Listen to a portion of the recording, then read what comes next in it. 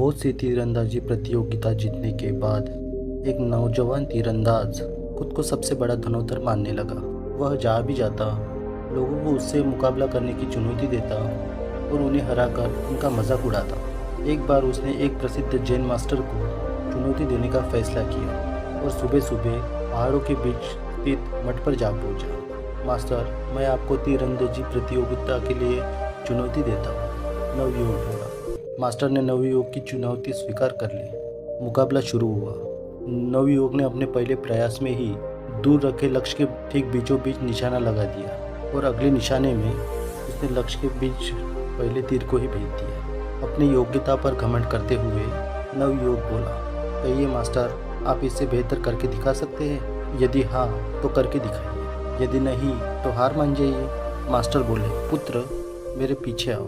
Master चलते चलते एक खतरनाक खाई के पास पहुंच गए। नवयुवक ये सब कुछ देखकर थोड़ा घबराया और बोला, मास्टर आप मुझे ये कहाँ लेकर जा रहे हैं? मास्टर बोले, घबराओ मत पुत्र, हम लगभग पहुंच ही गए, बस हमें इस झज्जर पुल के बीचों बीच जाना है। नवयुवक ने देखा दो पहाड़ियों को जोड़ने के लिए किसी ने लकड़ी के एक काम चलाऊ पुल का निर्माण किया था और मास्टर उसी पर जाने की बात कह रहे थे। मास्टर पुल के बीचों बीच पहुँचे, कमान से तीर निकाला और दूर एक पेड़ के तने पर सटीक निशाना लगाया।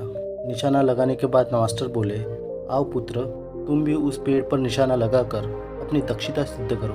नवयुवक डरते डरते आगे बढ़ा और बेहद कठिनाई के साथ पुल के बीचों बीच पहुंचा और किसी तरह कमान से तीर निकालकर निशाना लगाया, पर निशाना लक्ष्य के आसपास भी नहीं लगा। नवयुवक निराश हो गया और अपनी हार स्वीकार कर ली।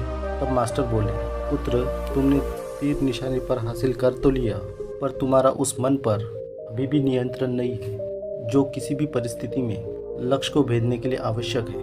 पुत्र इस बात को हमेशा ध्यान में रखो कि जब तक मनुष्य के अंदर सीखने की जिज्ञासा है तब तक उसके ज्ञान में वृद्धि होती है, लेकिन जब उसके अंदर सर्वश्रेष्ठ होने का अहंकार आ जाता है तभी से उसका पतन प्रारंभ हो जाता है। नवयुवक मास्टर की बात समझ चुका था।